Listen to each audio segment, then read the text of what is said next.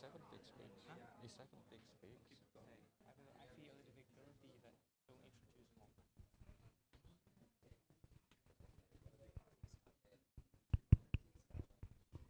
Hello everyone, thanks for coming. Yeah, so welcome to Seven Peaks Software and Seven Peaks Speaks. So we have three teams here: Seven Peaks Software, Morphosis, and Property Flow. All right, maybe some of you guys already know about Seven Peaks Software, but some of you might not know. Seven Peaks Software, we are like end-to-end digital, consultancy services company. We've been here in Thailand for 8 years already, helping the clients in the, international clients and local Thai clients as well. Yeah, so we do a software design, mobile app. Yeah, we have a quality assurance, and we also have like a data analyst as well. Yeah. So please try to get the updated information from our social media channel via Facebook and LinkedIn. So we always share about our findings, articles, and also event, and we also share what we are doing, like our activities, so you guys can get an updated information from all of us. Yeah, please try to get in touch. Yeah, so our team really they are working hard, and also we do a lot of birdies activities. Yeah, we just choose some of just highlighted events that we going out, like catamaran trick, or we have a in-house party. We're going around Bangkok. Yeah, we do a lot of activities in the office, and also going out to mingle with the people. The thing is that we want our people to know each other, and also not only coding or making design the whole day, right? You also have to explore the cultures, and we have a 20 plus different nationalities here, so it's also good that you can meet the people from around the world with a professional background, and they also would like to explore the Thai culture as well. Yeah. And we also did a lot of sport, of course, not just eat, doing party. Yeah, we have so many, kind of activities, like someone go with a gym club. We have a running club because we are next to the park, right, near this Banjar Kitty Park.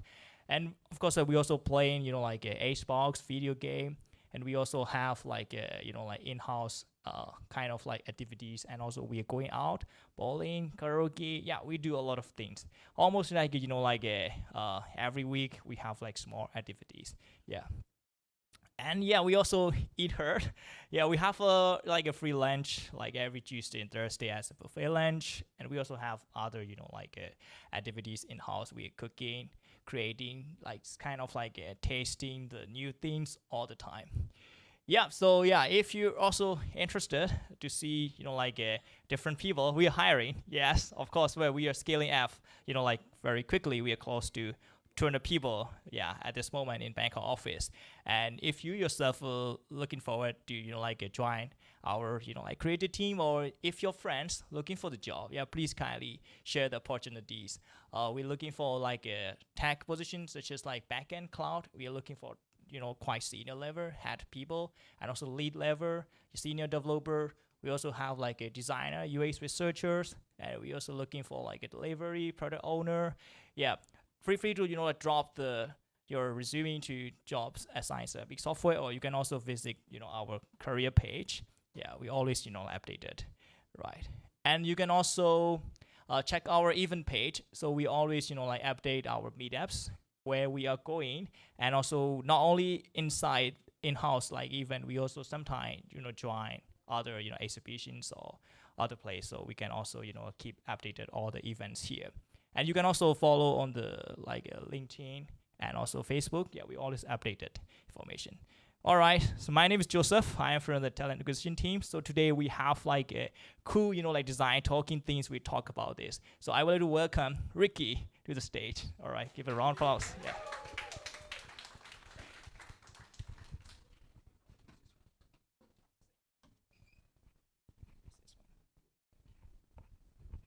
Hello, everybody. I would like to talk about design and code. My name is Ricky, or Richard. A bit about myself. As a kid, I did graffiti. I started sketching as a very young age, and then I did graffiti. And as a teenager, I painted the graffiti on the walls. And then I started with design early, and I knew that design is what I'm gonna continue doing in my life. more or less. And so I studied desktop publishing, learn about design, how you make the printing stuff, because that was basically was hot at that time, graphic design. And then I learned multimedia design. So I was working with Adobe actually. I actually developed ActionScript with Adobe and did a plugin for Macromedia Flash. And then I learned usability engineering before UX was even a word. So yeah, that's my background basically. I like design and I like to solve problems with design. Yeah, what led me here? Not so long time ago, we actually did visual design in Photoshop. And some of you might see what this is and might even know where it come from.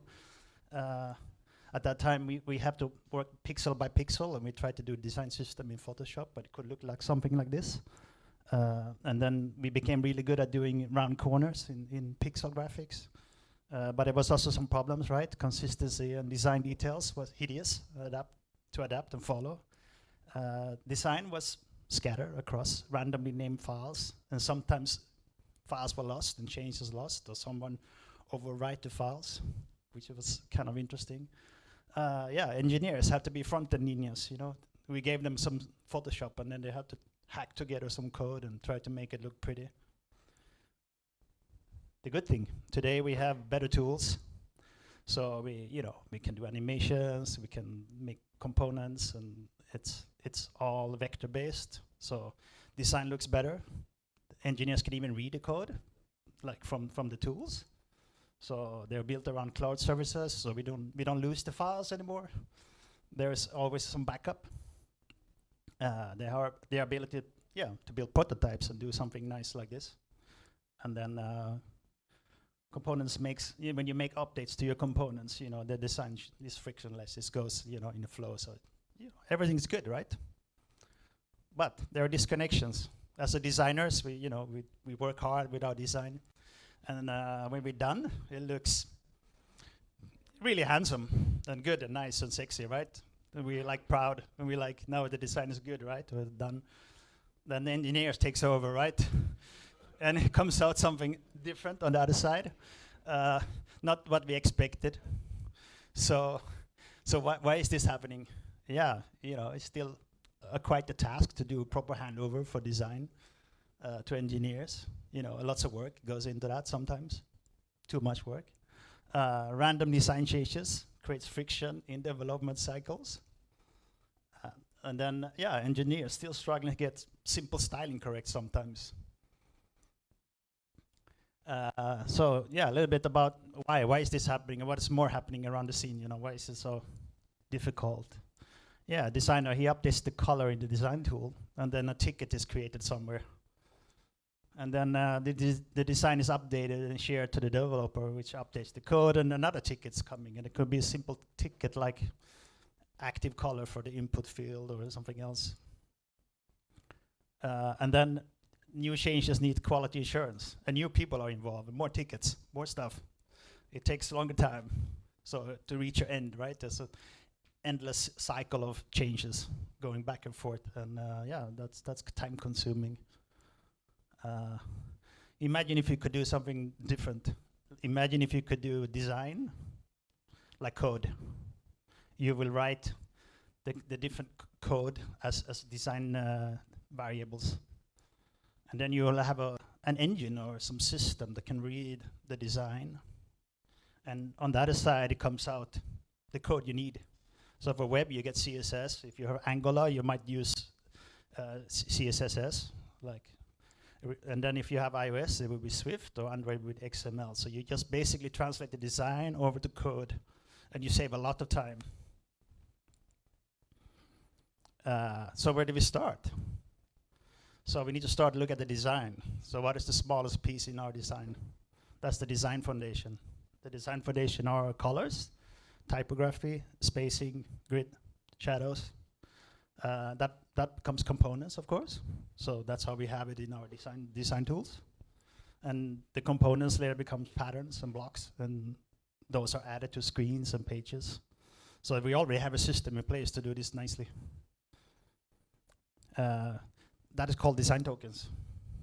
The smallest piece is called design tokens, and it's basically colors, fonts, motions, border, media queries, animations, assets, gradients, elevation, and opacity. And if you break it down, you can see you normally have a color gradient or color text color, or some color background, font style, font size, font weight, motion for animations. It looks familiar, right? This is CSS basically. So if you look at CSS, and those who coded CSS before, they understand that they create variables, right? And those variables you put a value. So this has been using for a long time by engineers. So design tokens are simply variables in a style sheet framework. Styling are then inherited down to component level. That means that I can change the color gray 100, and then all my components that are based on color gray 100 updates accordingly. And if we break it down, we start with a global token, which is in this case is a color. Then we give him a alias, primary color, and then the primary color we assign to the button's background color. And we can also assign the same background color to the switch control. So if I at some point changes the global token, it changes everywhere where the same design is used or the same code is used. So how do we get there? So we need to figure out, naming convention. So we need to standardize. There is no rules how to do this. There is something in place with VW3 to figure out the best way to do these things. But it comes down to, to the company or the product or the team, to figure out how do we name this correctly so everybody understands it and can use it. So there could be a namespace, which is the color, right? And the color you can apply to an item, which is text, a button, or an input. And then you have the text you can apply to an H1 or a paragraph. The button, you have a background and you have a border, same as the input. And then you have a primary color, maybe a secondary color, and a tertiary color, and and then you have states, which is active, idle, hover, etc. So it's standardize it and make sure you follow some kind of naming convention.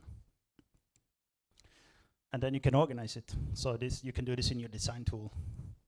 So the same way you create your design system, you organize it based on design tokens. So you start with your alias token and your global token. Everything have a global token, everything, even the shadows and the animations and whatever, and border radius and border colors.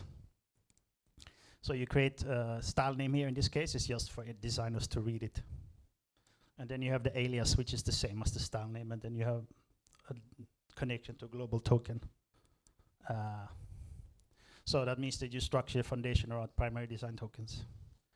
You build related styling by assigning alias tokens that inherit primary styling. So you can change the primary styling when you want.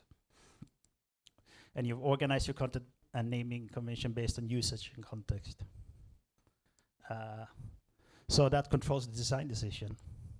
So if you have one design foundation, you can easily copy that design foundation for different products and different context. And you can have different devices, different breakpoints. So a project can consist of multiple foundation files that are replaceable. So it comes back to naming convention. Styling can easily be changed based on a specific implementation. So if I have a white label, right, and then my brand have a blue color, I change the blue color in my foundation, and then I don't have to change my components. If you do it correctly, yeah, like I said, it can be used for white label and theming. So it's also dark theme and white themes and different white label and breakpoints, even mobile design and desktop design.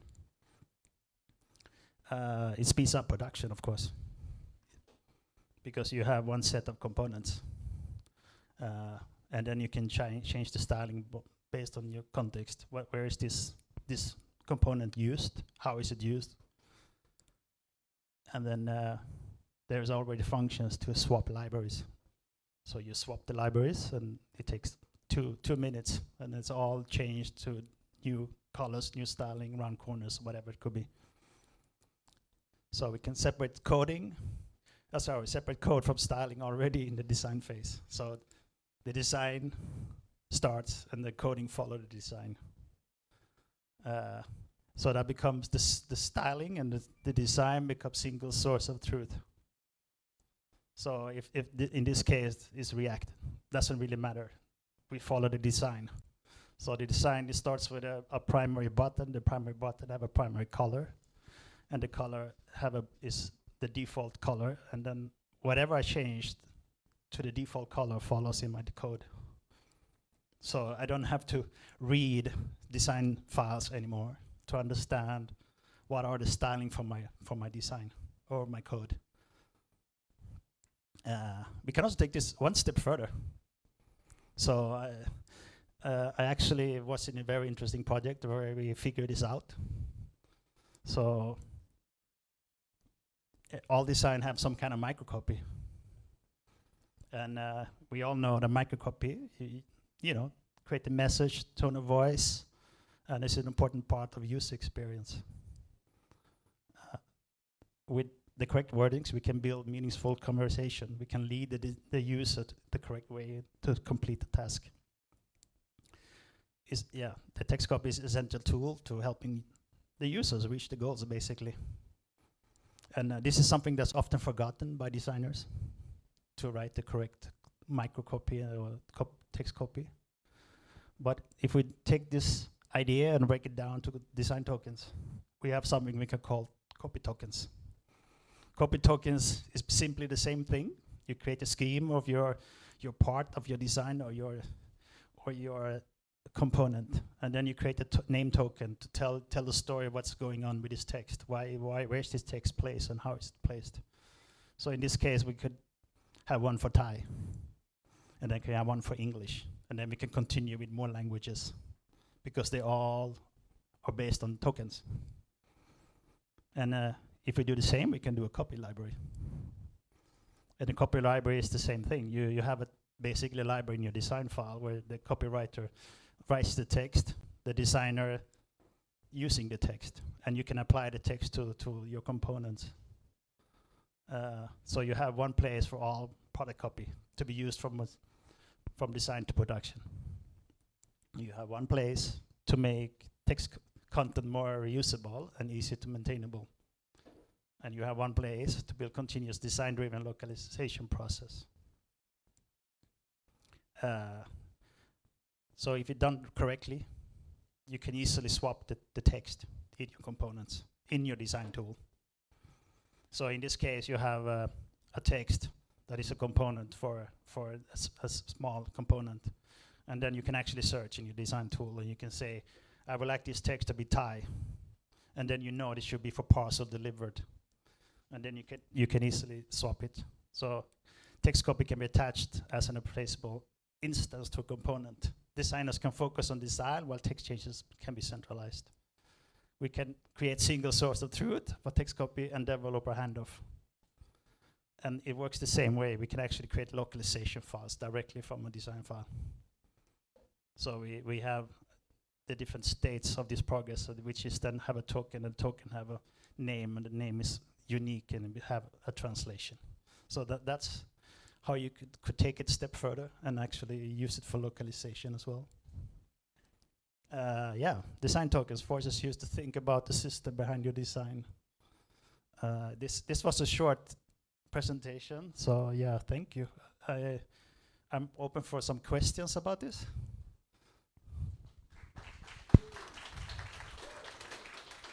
Yes. Oh, I get a microphone. Okay. So the item you presented on the copy libraries, if we wanted to use this functionality for, say, we're building a product and we're going to start with maybe 2 languages, but we're planning to scope up to having 5 or 10 languages, how would we want to structure that so that it would be easier to add these translations at a later point? Okay, so we had a project where we did this actually. So some people in this room might recognize it, and they actually tried it. So hopefully it works. I'm not sure. So the idea, what we did was that we create tables, and you create tables for in your design file, right? And tables are basically an instance also in your design library. So when you're searching for those components, they get the name of the table or the page or the frame that you put the instance inside. So we created different files for different parts of the design. And then in those files, we created pages for different objects of your design. And then objects then have one Thai and one English, and it doesn't matter, you can do 5 languages. And then the reason we structure it in tables because it's easier to read, and it's easier to add a new instance and new text and change the text.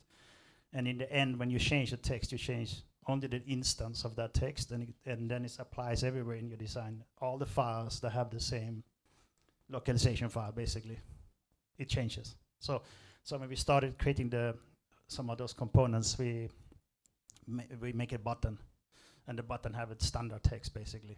But you can also change that text to be a text coming from a text library, and then you can search in a text library, and you can change the label of the button based on what's happening in the design or the code design or the context of the design. So yeah, you can do multiple languages without problem, but you need a lot of files, right? It becomes a lot of files, but in the end, it's all in one place. It's easier to change. So yes. Okay, and one other question. So how are your design team working with your coding team? Are you guys, like, when you change the design layout of a component, do you then like package those files, send them over to the development team, or how do you sort of communicate these changes? If what I just show you, right? It's called design tokens. It's something that VW3 is working on. So your design tool do not support it at the moment, but it's coming. And hopefully in the near future, it will be something you have a system inside your design tool where you actually export the code. So it'd be something similar to Zeppelin, right? Yes. So what you can do, you can build the components yourself, plug in yourself to some of these design tool. They support plugins, and you can build a plugin that can read all the design tokens and export them to the language you need, right? There are also plugins that can do this for you, which is slightly different. They're built around a different approach, that you have everything is stored on a server, and then you have Git to to control the versioning of those design tokens, and then you change everything. But we try to find an easier way. We also try to make designer think about what they're doing, right? So we have a starter kit, so you start the design with those design tokens, which is basically a design system. And they're all organized nicely, so design tokens, so the engineers can read the design tokens, and they can translate the design tokens into their code, whatever they have. They will have the same thing in the code. They will have a file for the styling, basically. So that's where we are at the moment. Hopefully it becomes more automated. Thank you. You're welcome.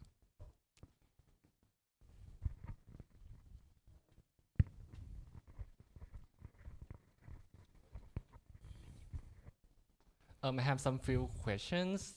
I would like to know, where do you document the copy library as shown on the slide? Oh, that is, we don't use the copyright library at the moment. That was just something that I would try to show that you can do as additional with the same method. It's So the it's- same concept. So it's kind of proof of concept. But the documentation will be your design file where you put the labels and the text. So like I tried to show that you organize a table, right? And the table have names, which Yeah. becomes the name that you actually search for in your design tool, the name that you use when you try to change the label or the text. Okay. So that will be the documentation. Your text is documented in a design file. So yes, that's how it works. I mean, there is nothing now that can do the copywriting in this way. There are some strange plugins and some tools try to do similar, but what I understood, they're not good enough. So this was another way of doing it, and if you already do design tokens the same way, there is no difference how you work. Okay. Yes. And I have one more question. Yes. How do you convince the developer team to implement the design system? Design token at the first place? That's a hard one. But hopefully the engineers that are here today can see the value of it, and maybe they get more curious, and then we can work together and we can find a way to make it smoother. As it is now, like I said, there is no button you can click at the moment. You have to do it manually. So the designers have to be very, very good at, you know, updating their design system and updating the token names. Otherwise, it's going to fail. And like I said, you can actually write a plugin to, if you're using Figma, and the plugin can actually read your code in your document, which means they can actually read all the design tokens and spit them out to any language. It's totally possible to build a plugin if you want to. I don't know how to build a plugin. I haven't tried, but I know it's doable. Okay. Yes. Thank you.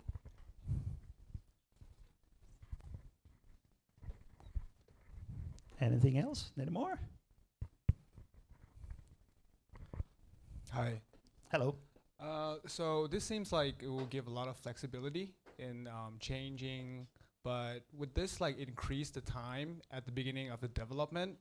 And is there any downside from your previous practice that you could share?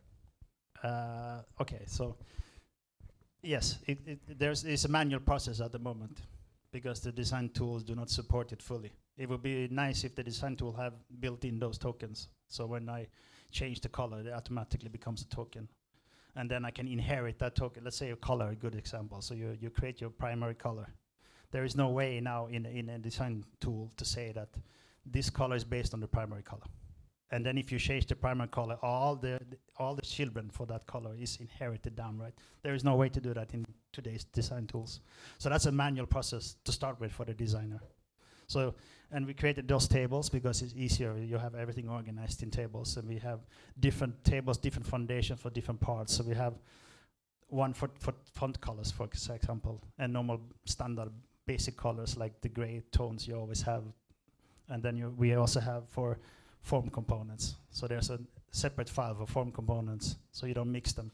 And then, you know, button have their own maybe, and then etc. Right? So different components might have different colors. So you end up with a few colors, but it's all in one file. So it's you can easily organize it as a designer. You can mix and match those files. That's the cool thing, that you can actually swap files, because as long as you use the identical names in all your files, you can swap files. So you can actually do white labeling, which we tried to do. We did it for some projects where the brand color was purple and the other brand color was orange, and then we just changed the foundation for colors to be orange where it should be orange instead of purple, and then we change it all, swap it all, and all the design, all the components we've been working on just changed in an instant. The same you can do with font sizes, for example. You can change all the font sizes, so you can have different font sizes for different breakpoints. So you can say, yeah, this is the mobile font sizes, and this is the desktop. But it's a manual process for the designer. And it's going to be a manual process for the engineers to read those tokens and make sure they are identical to their system, right? The good thing would be if you can click a button and you get the language you need. That we're not there yet, but it's coming. So I think it's an interesting subject, and I think it's good to learn it and understand what's coming. Thanks. Thank you.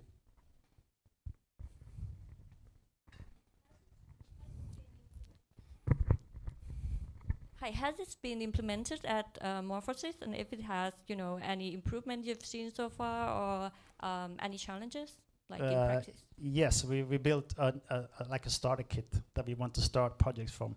We're a bit different here because we have different projects, different clients, different requirements. So we don't have we normally don't have a product that's continuous, right? It's easier if you have a product like that you maintain daily, weekly, monthly, right? But we have a design system or design starter kit. We call it starter kit, where we start from these files. So a designer can start with the correct foundation from the beginning. They don't have to spend time creating foundations and you know, the components that you need. And we also have we have different starter kits, or different design system for different code bases as well, which we want to change. That's where we want to change coming next. So we have for Android, right, and iOS, and then we have, you know, this material design, etc. So and you know, they all look different.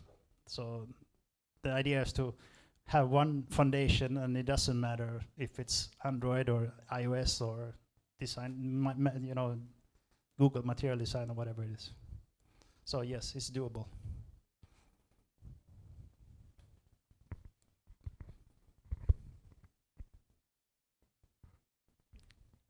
Any more questions?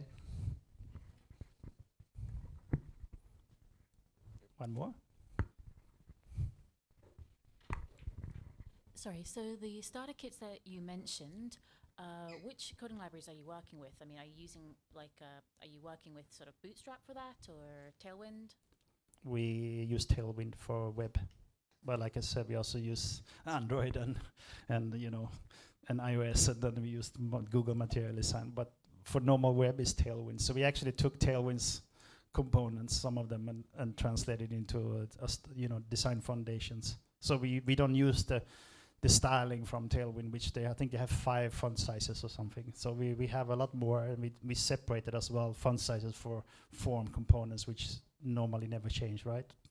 Compared to what's the web. And then we also made for both mobile, right, and desktop. And we also did one for if you have a dashboard, right? Normally when you have a dashboard, you have lots of data. So you have your font sizes are smaller, so we need another foundation file for font sizes for dashboard. But they're all using the same naming convention, so you can actually swap them. So you can swap any of them, in instant. Yes.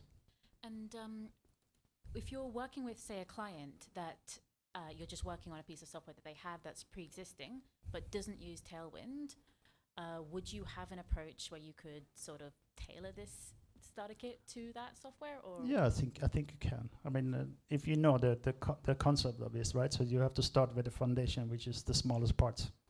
So which you start with colors, then font sizes, and then maybe border radius and borders and elevation, shadows, and then you apply it to the components. And we actually did that as well. So we took a set of components from another library, and we just attached our foundation to those components. It's a bit manual work in the beginning. You have to manually go change everything. So, yes, I wish it was easier, but that's how it is today. Yes. Thank you.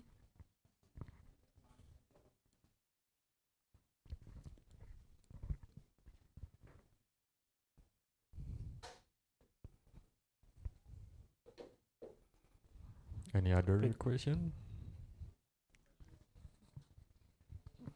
We're good. So I think that was all from me. We always look out for talented people. So if you feel that what we're doing here could be interesting, you're welcome to send us a message. We are both 7peaks and Morphosis in the same company. And we specialize on different things. So Morphosis, we are design related. We do research and design, and while 7peaks are focusing on the development part. So yeah, that was all for me. Thank you guys. Thank you.